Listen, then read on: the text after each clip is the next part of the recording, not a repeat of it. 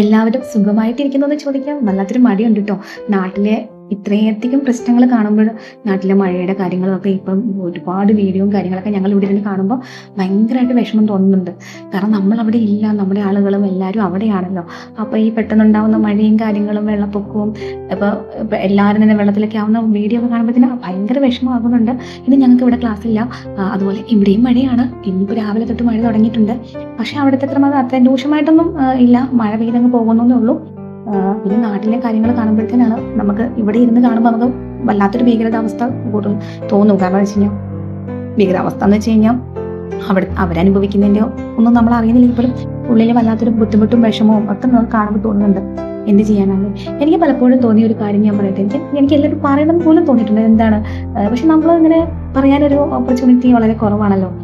പരസ്പരം പറയാമെന്നല്ലാണ്ട് എപ്പോഴും മനസ്സിൽ തോന്നിയൊരു കാര്യം, പണ്ടൊക്കെ കാലങ്ങളിൽ നമ്മുടെ ചെറുപ്പമുള്ള കാലത്തൊക്കെ കൂടുതൽ ഇങ്ങനെ എല്ലാ സമയത്തും ഇങ്ങനെ മൺസൂൺ ഉണ്ടാവുന്നുണ്ട്. ഒന്നാതെ പല പല മാറ്റങ്ങൾ നമ്മുടെ കാലാവസ്ഥയിൽ ഉണ്ടാവുന്നുണ്ട്. എങ്കിൽ പോലും അന്നൊക്കെ നമ്മൾ കൂടുതലും കണ്ടിരുന്നത് മഴ പെയ്ത മണ്ണിലേക്ക് ഇറങ്ങി പോകുന്നുണ്ട്.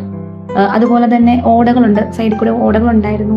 അപ്പോൾ അതിലൂടെ വെള്ളം പോയി നേരെ ഒരു ചെറിയ ചെറിയ തോടുകളിലേക്കും അവ പിന്നെ പുഴകളിലേക്കൊക്കെ പോയിക്കൊണ്ടിരുന്ന ഒരു കാലഘട്ടമാണ്. പക്ഷെ ഇന്നത്തെ ഒരു സിസ്റ്റം അനുസരിച്ച് നമ്മളെപ്പോഴും കാണുന്നത് നമ്മുടെയൊക്കെ എല്ലാ വീടിൻ്റെ ഫ്രണ്ടിലൂടെയുള്ള റോഡിൻ്റെ സൈഡെല്ലാം കോൺക്രീറ്റ് ചെയ്തേക്കുവാണ്, അല്ലെങ്കിൽ ടൈൽ ഇട്ടേക്കുവാണ്.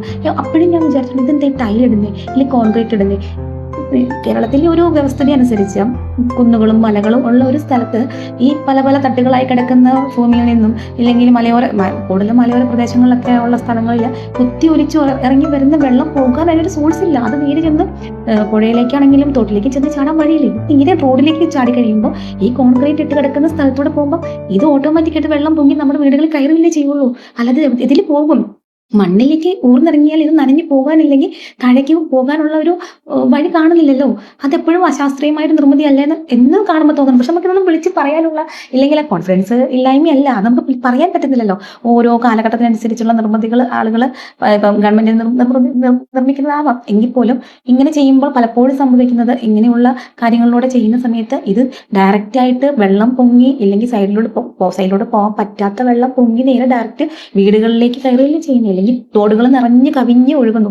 ഈ തോടുകളിലെ മണ്ണുകൾ മഴയ്ക്ക് മുമ്പ് നീക്കം ചെയ്യുകയും അവശിഷ്ടങ്ങൾ നീക്കം ചെയ്യും. പുഴയിലാണെങ്കിൽ പോലും അധികം വരുന്ന മണ്ണുകൾ നീക്കം ചെയ്യാനുള്ള ഒരു നിർമ്മിതി അല്ലെങ്കിൽ അതിന് ഒരു തുടർ നടപടികൾ സ്വീകരിക്കുകയാണെങ്കിൽ എനിക്ക് തോന്നുന്നു ഒരു പക്ഷെ കുറച്ചും കൂടെ ഇതിൻ്റെ ഒരു അത് കുറയ്ക്കാമെന്ന് തോന്നുന്നു. ഈ പെട്ടെന്ന് നമുക്ക് നിയന്ത്രിക്കാൻ പറ്റാത്തൊരു കാര്യമാണ് പെട്ടെന്നുണ്ടാകുന്ന ഭൂമിയിൽ പെട്ടെന്നുണ്ടാകുന്ന ഇങ്ങനെയുള്ള മഴകളൊന്നും നമുക്ക് നിയന്ത്രിക്കാൻ പറ്റില്ല. പ്രകൃതിയുടെ തീരുമാനങ്ങളുണ്ട്. പക്ഷെ നമ്മളെ കൂടെ പറ്റുന്ന പോലെ ചെയ്യാമല്ലോ. പറ്റാത്ത കാര്യങ്ങൾ നമുക്കൊന്നും ചെയ്യാൻ പറ്റില്ല. പെട്ടെന്നുണ്ടാകുന്ന മണ്ണിടിച്ചിലൊന്നും നമുക്കൊന്നും ചെയ്യാൻ പറ്റില്ല. പക്ഷെ ഒരു മൺസൂൺ സീസൺ വരുന്ന സമയത്ത് തന്നെ നമ്മൾ അതിന് മുന്നേ തന്നെ അതിനുള്ള നടപടികൾ സ്വീകരിച്ച് തുടങ്ങുകയാണെങ്കിൽ ഒരു പക്ഷേ ഇതിന്റെ ആഘാതം കുറയ്ക്കാൻ തോന്നുന്നു. അപ്പം അതുപോലെ ഓടകൾ നല്ല രീതിയിൽ ഓടകൾ നിർമ്മിച്ച് അതിന് വേറെ അപകടങ്ങളൊന്നും ഇല്ലാത്ത രീതിയിൽ അത് നിർമ്മിച്ച് നൽകുകയാണെങ്കിൽ നമ്മുടെ വീടുകളിൽ വെള്ളം കയറാതെ ഒരു പരിധിവരെ നമുക്ക് നോക്കാമെന്നാണ് തോന്നുന്നത്. ഞാൻ എൻ്റെ അഭിപ്രായമാണ് കേട്ടോ പറഞ്ഞത്. അപ്പം നിങ്ങൾ നിങ്ങളുടെ ഇത് ഇങ്ങനെയൊരു അവസ്ഥയെക്കുറിച്ചുള്ള നിങ്ങളുടെ അഭിപ്രായം നിങ്ങൾ കമന്റിൽ രേഖപ്പെടുത്താം കേട്ടോ.